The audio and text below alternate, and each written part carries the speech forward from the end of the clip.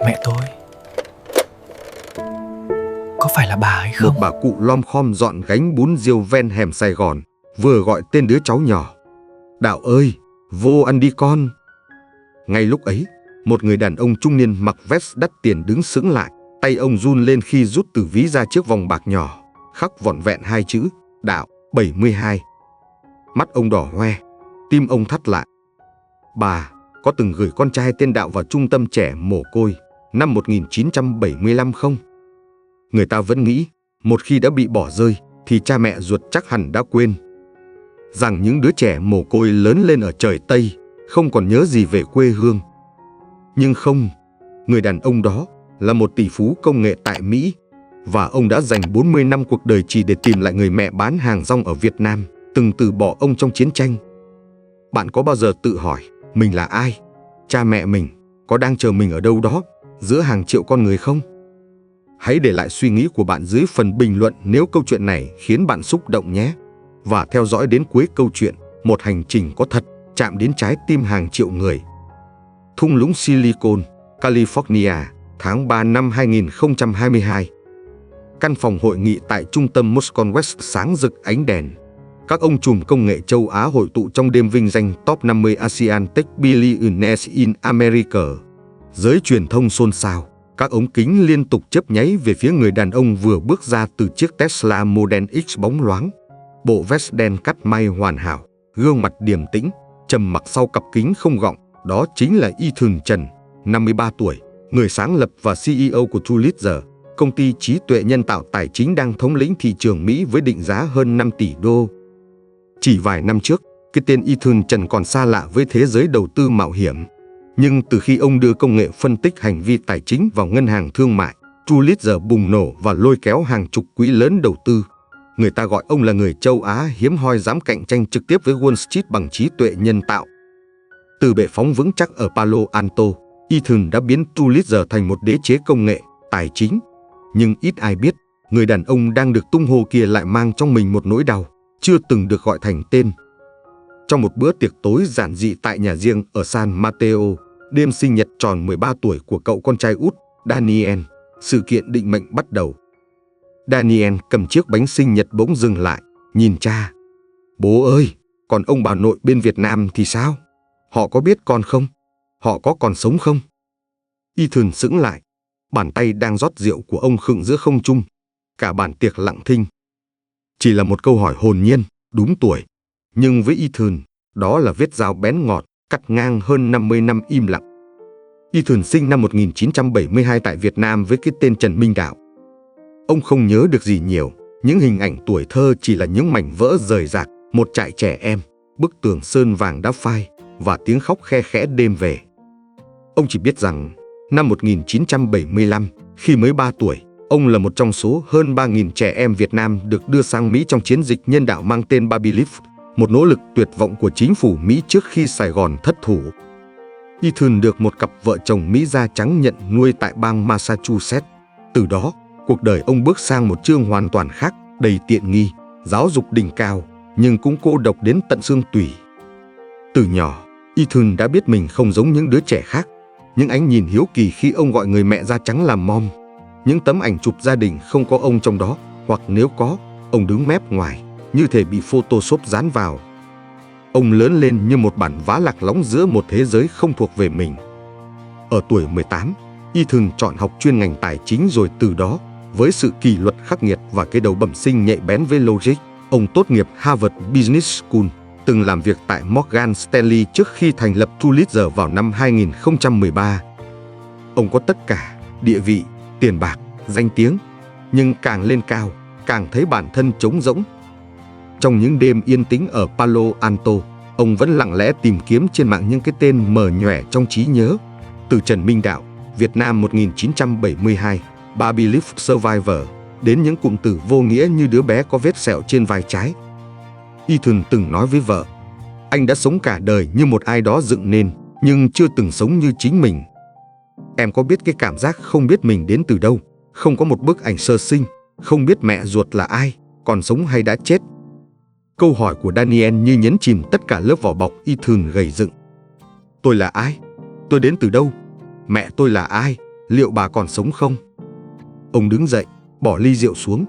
Gió ngoài sân khuya thổi qua những tấm rèm trắng, như nhắc nhở ông đã đến lúc phải trả lời.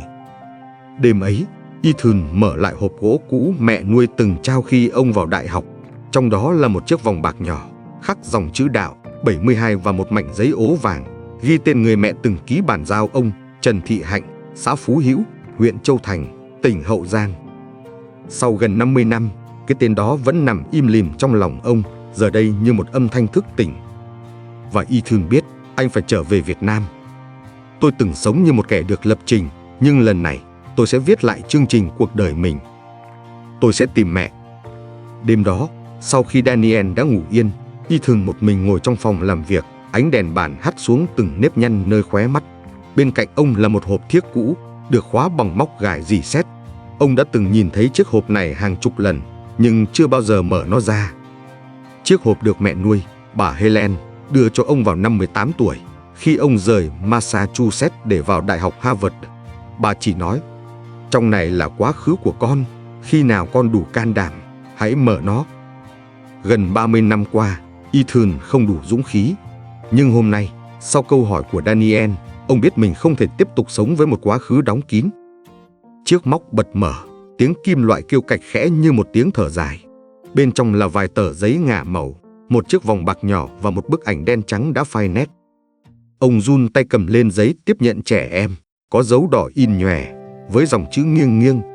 Trẻ Trần Minh Đạo, sinh ngày 17 tháng 5 năm 1972, được mẹ ruột tên Trần Thị Hạnh, cư ngụ tại xã Phú Hữu, huyện Châu Thành, tỉnh Hậu Giang, tự nguyện bản giao cho Trung tâm Tiếp nhận và Bảo trợ Trẻ Em Ngã Bảy vào ngày mùng 2 tháng 4 năm 1975.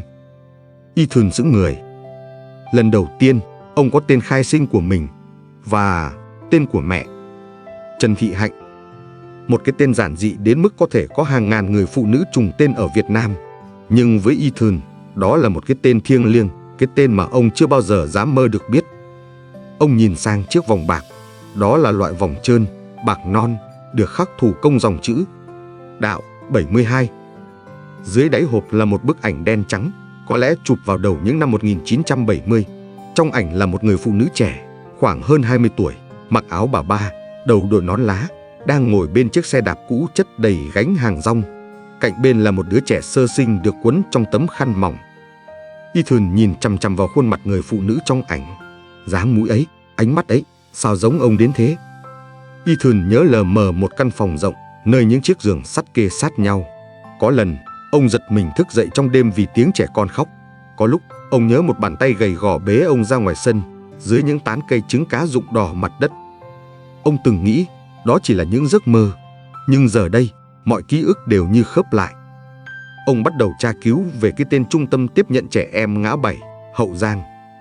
Một bài báo cũ trên báo Cần Thơ 2008 viết rằng trong khoảng thời gian từ 1972 đến 1975, trung tâm này từng là nơi tiếp nhận hàng trăm trẻ em mồ côi hoặc bị cha mẹ gửi vào do nghèo đói, mất tích sau chiến tranh. Sau ngày 30 tháng 4, nhiều trẻ được đưa lên danh sách đi Mỹ trong chiến dịch Baby Leaf và trung tâm giải thể ngay sau đó. Ethan lặng người. Cái nơi từng giữ ông, cũng như hàng ngàn đứa trẻ Việt Nam khác, đã không còn tồn tại. Cũng chẳng có hồ sơ gì đầy đủ được lưu lại sau chiến tranh. Chỉ còn chiếc vòng bạc và một cái tên, Trần Thị Hạnh. Ngày hôm sau, Ethan quyết định gọi cho một người bạn thân ở Houston, Mike Phan, một nhà báo gốc Việt từng làm việc cho VOA. Mike là người hiểu chiến tranh Việt Nam hơn bất kỳ ai Ethan từng biết. Khi Ethan kể xong, Mike lặng đi vài giây, rồi nói: Phú Hữu, Châu Thành, Hậu Giang, nơi đó hồi đó nghèo lắm. Những người phụ nữ thời ấy, nếu sinh con mà không có chồng, gần như không có cơ hội nuôi dạy. Gửi vào trung tâm là cách duy nhất để đứa trẻ có cơ hội sống sót. Ethan à, cậu không phải là đứa duy nhất, nhưng cậu là một trong số ít người đủ may mắn để biết được mẹ mình là ai. Ethan nhắm mắt, ông chưa bao giờ thấy rõ ràng đến vậy. Chiều hôm đó, ông in bức ảnh, lồng vào khung, đặt trang trọng trên bàn làm việc. Trước mặt ông, lần đầu tiên là hình bóng của mẹ ruột, người phụ nữ từng gồng gánh cuộc đời, lặng lẽ trao ông cho thế giới bên kia. Ông lấy bút, viết vào sổ tay dòng đầu tiên của hành trình mới: Tôi sẽ tìm về xã Phú Hữu, huyện Châu Thành, tỉnh Hậu Giang. Dù bà còn sống hay không, tôi phải biết. Ethan không biết mình sẽ đối mặt với điều gì, nhưng ông biết một điều chắc chắn.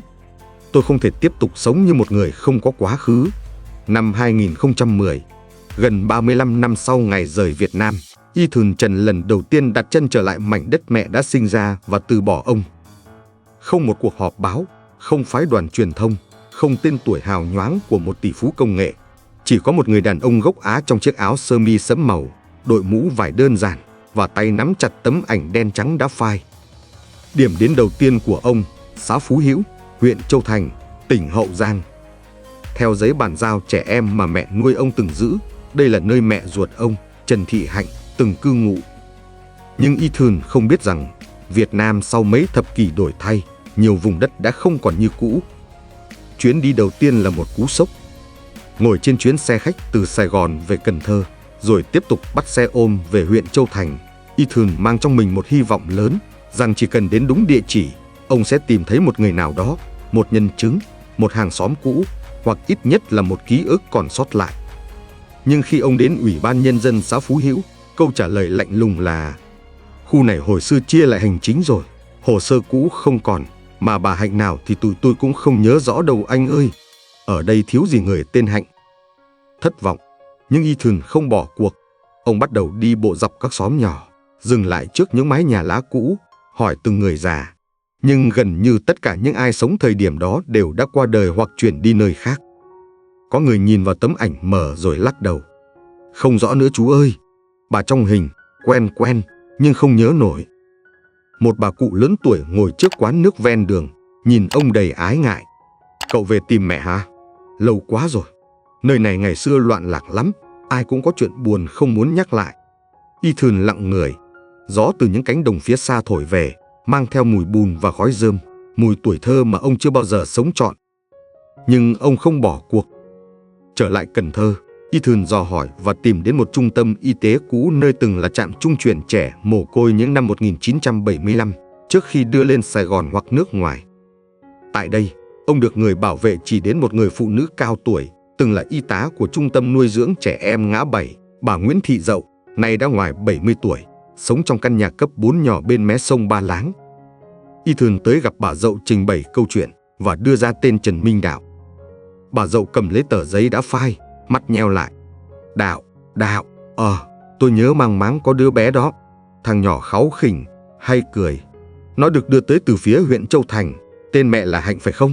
Tôi nhớ có bà mẹ trẻ, gầy gò, ôm nó tới tận cửa rồi khóc hoài không nỡ rời. Bà nghẹn lại một chút.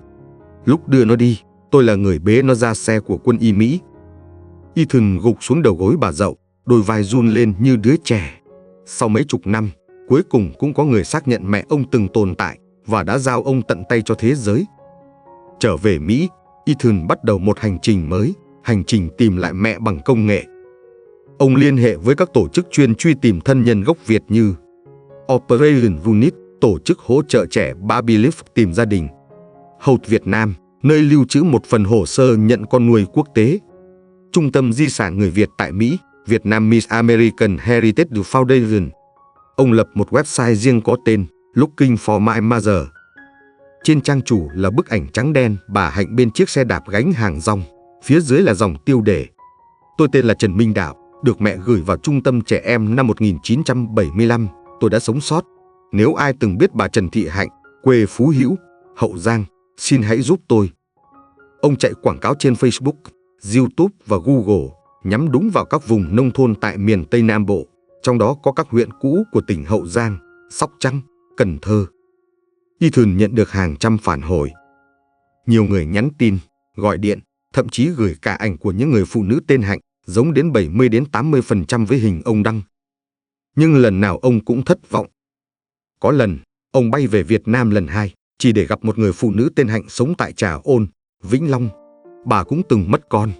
Nhưng khi gặp mặt, mọi thứ không trùng khớp, bà chưa từng sống ở Phú Hữu.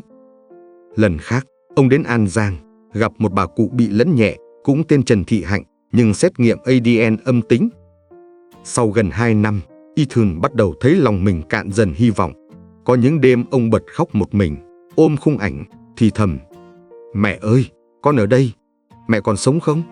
Sao mẹ không đi tìm con?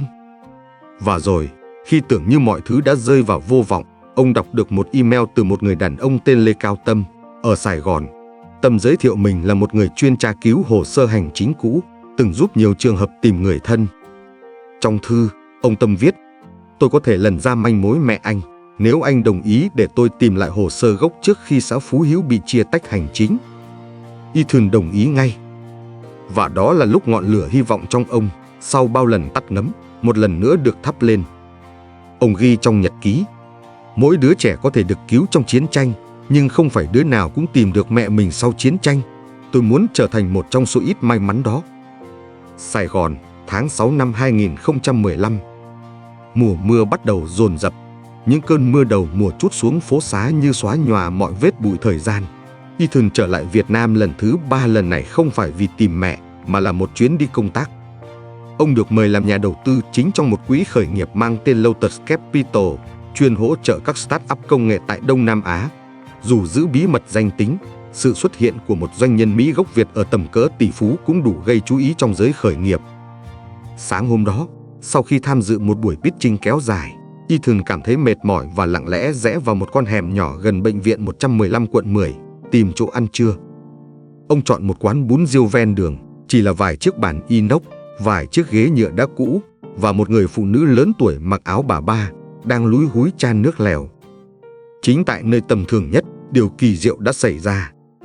Khi ông đang chờ tính tiền, bà cụ từ trong nhà gọi với ra một đứa bé chừng 10 tuổi đang chạy nhảy gần đó.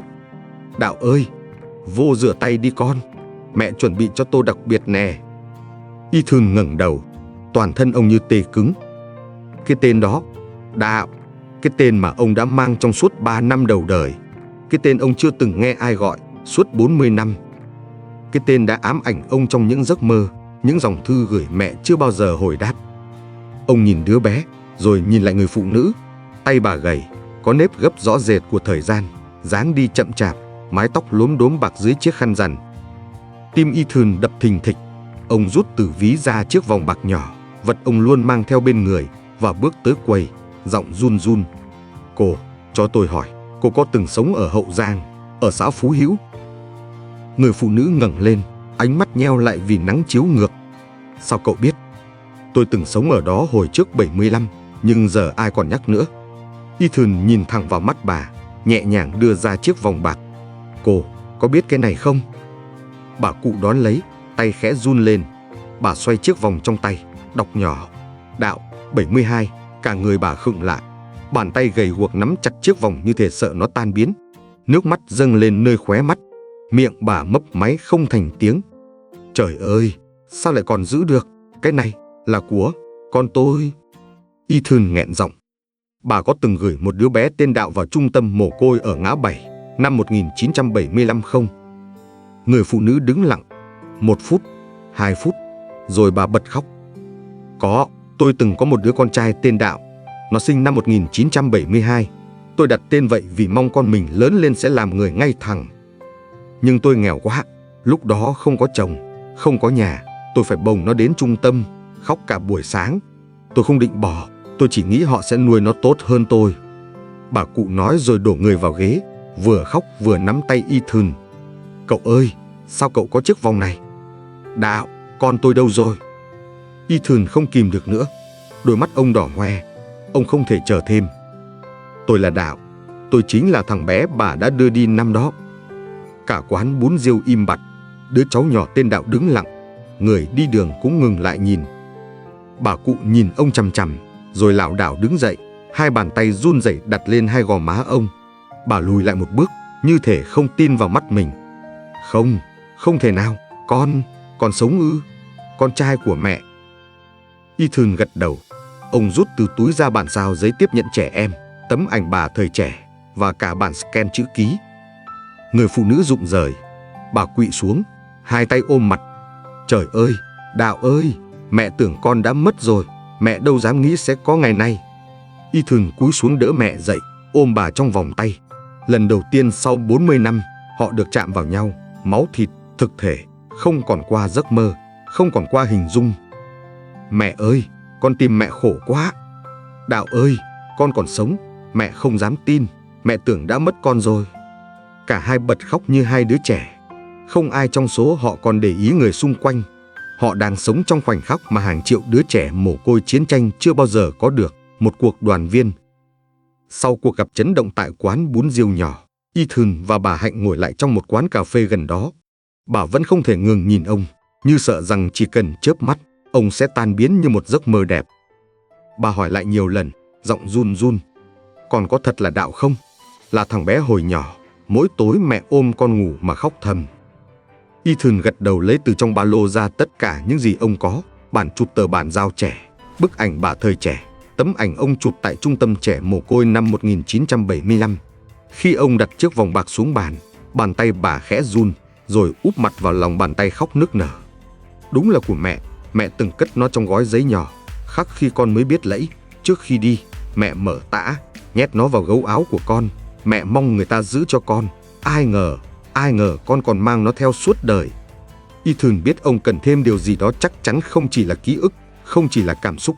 Với sự hỗ trợ của một người bạn đang làm việc tại Tổ chức Y tế Phi lợi nhuận Hòa bình Việt, Mỹ, ông sắp xếp xét nghiệm ADN trong ngày hôm sau tại phòng xét nghiệm đối tác gần quận 3. 2 mẫu máu được lấy. Ethan không nói gì trong suốt quá trình, còn bà Hạnh chỉ ngồi nắm tay ông, thỉnh thoảng lại quay sang nhìn, rồi lặng lẽ mỉm cười như thể sợ đánh thức một điều kỳ diệu. 3 ngày sau, kết quả được gửi về email. Ethan mở file PDF, tim đập thình thịch. Dòng đầu tiên ghi rõ: mối quan hệ mẹ con, tỷ lệ trùng khớp 99,99999%. Ethan im lặng hồi lâu, rồi quay sang bà Hạnh đang chờ bên cạnh. Ông chỉ nói một câu: mẹ, kết quả đã có, là thật, chúng ta là mẹ con ruột. Bà Hạnh bưng mặt khóc như mưa, đôi vai gầy guộc run lên từng nhịp.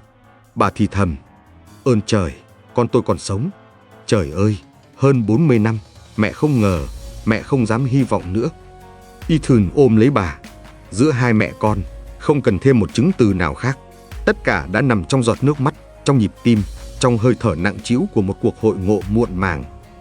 Một tuần sau, Ethan mời bà Hạnh đến một buổi gặp gỡ riêng với những người bạn của ông, những người từng giúp đỡ ông suốt nhiều năm trong hành trình tìm mẹ. Tại đó, lần đầu tiên bà Hạnh kể lại: năm đó, tôi mới hơn 20 tuổi, mang thai với một người lính miền Nam, nhưng ông ấy mất tích ngay sau 1972. Tôi bị cả xóm kỳ thị, không ai dám thuê tôi làm việc. Lúc Đạo được 3 tuổi, tôi chỉ còn vài ký gạo, ở trọ trong căn nhà lá rách nát gần kênh Ba Láng. Có lần, Đạo bị sốt 3 đêm liền, tôi không có tiền mua thuốc.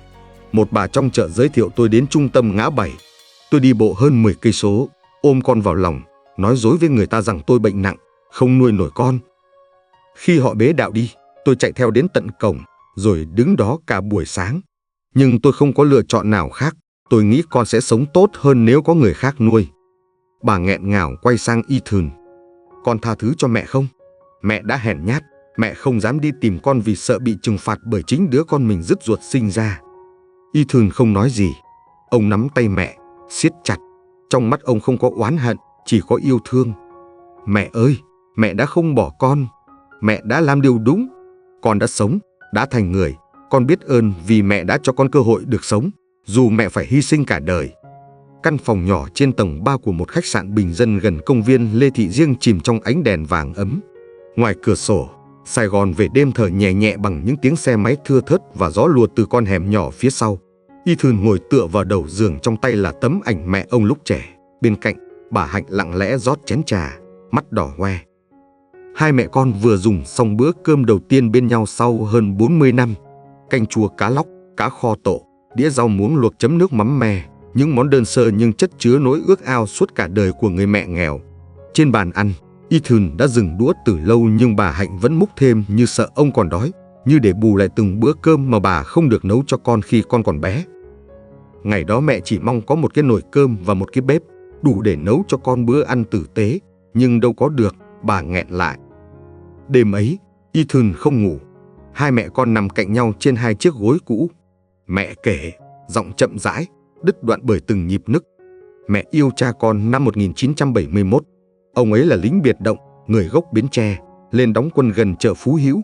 Không ai trong làng thích lính, nhưng mẹ lại yêu cái cách ông ấy đọc thơ, viết chữ đẹp và nói tiếng Pháp còn sói hơn cả thầy giáo. Họ nói mẹ mê trai, mẹ ngu, mẹ phản bội cách mạng, mẹ mặc kệ. Ông ấy sống kín đáo, thậm chí dạy mẹ đọc sách. Nhưng rồi, đến đầu năm 1972, ông được điều đi Trà Vinh. 1 tháng sau, mẹ không liên lạc được nữa. Người ta nói ông bị phục kích, mất xác. Mẹ ôm bụng bầu, quay về chợ, nhưng ai cũng khinh. Mẹ không có sổ gạo, không được cho ở lại trạm Phát Trần. Đến khi sinh con, mẹ nhặt từng bao bố rách làm tã, nấu cháo bằng rau khoai. Mỗi lần con sốt, mẹ chỉ biết ngồi cạnh và khóc. Bà Hạnh đưa tay lau nước mắt, rồi nhìn Y Thường thật lâu. Làng không ai chơi với mẹ. Họ gọi con là con lai phản động. Mẹ sợ con lớn lên sẽ bị đánh, bị đuổi học, nên đến năm con 3 tuổi, mẹ bế con lên ngã bảy, gửi vào trung tâm. Mẹ không bỏ. Mẹ chỉ nghĩ, nếu người ta thương con, thì con có thể sống tốt hơn mẹ. Y Thường không nói gì. Ông siết tay bà, lòng ông dâng lên một nỗi đau hỗn tạp, vừa xót xa, vừa giận, vừa yêu thương, vừa tiếc nuối. 40 năm, mẹ ở đây, còn con, ở bên kia địa cầu. Chỉ cách nhau một lá thư, mà chẳng ai gửi cho ai. Bà Hạnh gục đầu vào ngực con. Mẹ không dám. Năm 1992, mẹ viết một lá thư nhờ người đem đến Trung tâm Bảo trợ Trẻ Em Sài Gòn. Nhưng không ai hồi âm. Mẹ tưởng con đã mất. Mẹ có biết đâu, con lại đang lớn lên, học đại học, rồi thành tỷ phú bên trời Tây. Suốt 2 tuần sau ngày nhận nhau, Y Thường thuê một căn phòng nhỏ chỉ cách nhà bà vài trăm mét. Ngày nào ông cũng qua sớm, phụ mẹ đi chợ, đẩy xe bún riêu ra đầu hẻm, dù bà một mực không cho. Bữa cơm ngày nào cũng là những món dân dã bà tự tay làm. Đôi lúc là thịt kho hột vịt ăn với dưa giá. Hôm khác là cá rô kho nghệ, rau luộc chấm kho quẹt. Y Thường ăn ngon lành như một đứa trẻ lần đầu được mẹ nấu ăn. Đôi mắt ánh lên như ánh lửa nhỏ vừa được nhóm lại. Có lần, ông đùa, con từng ăn tại nhà hàng Pháp nổi tiếng ở New York, nhưng không có món nào ngon như món cá kho của mẹ. Bà Hạnh ngượng nghịu cười, rơm rớm nước mắt. Mẹ đâu biết nấu gì cao sang. Mẹ chỉ mong có dịp được nấu một bữa cho con. Thế mà, mẹ đã đợi cả đời. Một đêm rất khuya, Y Thường không ngủ. Ông xoay mặt vào gối. Bà Hạnh nghe tiếng thở dài khe khẽ, khẽ hỏi, con không ngủ được à? Không, con đang nghĩ, con mất 40 năm để tìm mẹ. Còn mẹ thì mất cả đời để chờ một người mà bà tưởng không còn tồn tại. Mẹ chưa từng ngừng tin à? Có lúc mẹ tưởng thật con đã mất. Có lần, năm 1996, mẹ nghe tin một máy bay Barbie Leaf từng rơi khi rời Việt Nam. Mẹ sợ con ở trên chuyến đó. Mỗi năm Vu Lan, mẹ cúng cho con một bát cơm trắng với quả trứng luộc. Mẹ đâu dám mong còn sống để gặp lại con. Y Thường lặng đi. Ông khẽ đưa tay chạm lên gò má mẹ, nơi làn da nhăn nheo vẫn còn giữ chút ấm áp của ký ức xưa. Ông thì thầm, con xin lỗi vì đã không đến sớm hơn. Con xin lỗi vì những bữa cơm mẹ ăn một mình, những đêm mẹ ngủ lạnh. Con ở Mỹ, sống giữa chăn nệm lụa là mà lòng luôn thấy lạnh. Giờ con đã có mẹ, con không muốn đánh mất điều này lần nữa. Ngày Chủ nhật, Y Thường dẫn mẹ ra công viên. Ông thuê người chụp cho hai mẹ con một bộ ảnh. Mẹ trong áo dài tím nhạt, Y Thường mặc sơ mi trắng. Hai người đứng dưới hàng cây me cổ thụ. Trên tấm hình, bà Hạnh cười. Lần đầu tiên sau nhiều năm, nụ cười bà không buồn, không phòng thủ, không tuyệt vọng, chỉ là sự nhẹ nhõm. Y Thường treo tấm hình đó trong phòng làm việc khi trở về Mỹ để nhắc nhở mình. Tôi từng sống thiếu một nửa con người, nay tôi đã được trả lại trọn vẹn. Gần 2 tháng sau ngày đoàn tụ, Y Thường bắt đầu xúc tiến kế hoạch lớn nhất mà ông ấp ủ suốt những đêm nằm cạnh mẹ đưa bà Hạnh sang Mỹ, sống những năm cuối đời trong vòng tay con cháu. Ý định đó không phải là một sự ngẫu hứng. Y Thường đã hình dung mọi thứ từ những bữa ăn sáng chung trong ngôi nhà ở San Mateo, những buổi chiều dắt mẹ đi bộ dọc công viên, những lúc bà chơi với hai đứa cháu nội như một người bà thực thụ. Ông muốn mẹ được sống phần còn lại cuộc đời một cách xứng đáng, được chăm sóc, được yêu thương, được thừa nhận. Nhưng cuộc đời, dù đã cho ông phép màu mang tên đoàn tụ, lại không dễ dàng ban phát mọi điều còn lại. Ngay khi bắt đầu làm thủ tục bảo lãnh, Y Thường liên hệ với luật sư di trú tại San Francisco. Nhưng gần như ngay lập tức, hồ sơ bị trì hoãn vô thời hạn vì lý do nghiêm trọng. Bà Hạnh không có giấy khai sinh. Bà sinh năm 1948, tại một xã nhỏ ven kênh Cây Lớn. Thời đó hầu như không ai làm khai sinh đúng chuẩn. Giấy tờ duy nhất bà từng có là tờ hộ tịch trích lục năm 1990 do Ủy ban Nhân dân xã cấp để làm căn cước. Nhưng những giấy tờ này không đủ căn cứ cho chính quyền Mỹ xác nhận thân phận. Không giấy khai sinh, không quốc tịch rõ ràng, không hồ sơ tiêm chủng, không hồ sơ làm việc. Bà cụ này như một người sống ngoài lề hành chính suốt 70 năm qua. Luật sư thở dài khi nói chuyện với Ethan. Ông cầm bộ hồ sơ dày cộm mà cảm giác như đang ôm một đống tro tàn. Như thể cuộc sống đang thử thách ông thêm lần nữa. Chỉ một tuần sau khi hồ sơ bị trả về, bà Hạnh đột ngột ngất xỉu khi đang đi chợ. Bà được người trong xóm đưa vào bệnh viện Nhân dân 115. Chẩn đoán cao huyết áp mãn tính kết hợp thiếu máu não thoáng qua, hay còn gọi là tiền đột quỵ. Dù không để lại biến chứng nặng, bác sĩ cảnh báo nếu không được theo dõi sát, lần sau có thể sẽ không kịp. Ethan lập tức thuê một y tá riêng. Ông đặt bà vào phòng điều trị tốt nhất, sẵn sàng chi trả mọi chi phí. Nhưng điều làm ông sợ không phải là hóa đơn bệnh viện, mà là thời gian. Tôi vừa mới có mẹ, tôi không thể mất mẹ lần nữa. Không phải lần này. Mỗi lần đứng bên giường bệnh, nhìn mẹ ngủ thiếp đi trong tiếng máy đo huyết áp kêu lách cách, ông lại thấy mình nhỏ bé đến lạ thường, như đứa bé 3 tuổi năm xưa từng được bế ra khỏi vòng tay mẹ, giờ chỉ ước được quay ngược thời gian để ôm mẹ lâu hơn. Tháng 9 năm 2015, Ethan buộc phải quay trở lại California để kịp điều hành cuộc sáp nhập giữa Pulitzer và một công ty tài chính tại Toronto. Đó là thương vụ trị giá 700 triệu USD, nếu không có ông, mọi thứ có thể sụp đổ. Ethan bối rối, giằng xé nội tâm trong suốt những ngày cuối tại Việt Nam. Ông không nỡ rời mẹ, nhưng cũng không thể đánh mất cả cơ nghiệp hàng nghìn nhân viên đang chờ ông ở trụ sở Palo Alto. Trước ngày ra sân bay, bà Hạnh ngồi bên mép giường, tay lặng lẽ gấp một bức thư nhỏ, gói vào trong túi xách của ông. Bà không nói một lời. Đến khi Ethan ra cổng, bà mới ôm con thật chặt, lần đầu tiên và cũng là lần cuối cùng trong chuyến đi ấy, rồi chỉ nói khẽ: mẹ tin con sẽ quay lại, nhưng nếu không kịp thì mẹ cũng đã thấy con rồi. Trên chuyến bay về San Francisco, giữa ánh đèn dịu và tiếng động cơ đều đều, Ethan mở ba lô tìm tài liệu và phát hiện ra bức thư mẹ để lại. Giấy học trò màu vàng nhạt, nét chữ tròn trịa, cẩn thận như người viết đã tập đi tập lại hàng chục lần. Gửi con trai của mẹ, Trần Minh Đạo, hay Ethan Trần mà thiên hạ gọi. Con là điều kỳ diệu cuối cùng của đời mẹ. Mẹ không mong gì nữa, vì mẹ đã ôm được con, đã thấy con khỏe mạnh, tử tế, thành đạt và còn thương mẹ. Vậy là đủ rồi. Nếu có ngày con về mà không còn gặp mẹ, thì đừng buồn. Mẹ đi rồi nhưng mẹ đem theo hình con, hình hai mẹ con mình chụp ở công viên. Mẹ sẽ giữ nó mãi bên mình. Đừng sống với mặc cảm, cũng đừng ân hận. Con là đứa con tuyệt vời nhất, dù mẹ không được nuôi con ngày nào. Thương con nhiều, mẹ. Ethan gấp thư lại.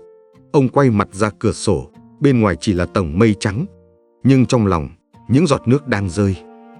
Ethan về lại Mỹ, nhưng không bao giờ quên hình ảnh người phụ nữ mặc áo bà ba đứng tiễn ông bên hiên nhà. Ông lên kế hoạch quay lại, quyết tâm dùng mọi cách để hợp pháp hóa giấy tờ cho mẹ, dù phải thuê nguyên một đội luật sư tại Việt Nam. Ông viết trên nhật ký cá nhân: mẹ tôi không biết Internet, không biết iPhone, không biết Elon Musk là ai. Nhưng mẹ tôi đã làm một điều mà cả thế giới không ai làm được: giữ hình bóng tôi suốt 40 năm, bằng tim, bằng nước mắt, bằng đức tin. Và tôi sẽ đưa mẹ sang Mỹ bằng mọi giá. 3 tháng sau khi rời Việt Nam, Ethan Trần xuất hiện trên sân khấu của Trung tâm Văn hóa Châu Á, Thái Bình Dương tại San Francisco trong một buổi lễ đặc biệt do chính ông tổ chức, mang tên Mẹ tôi là người Việt Nam.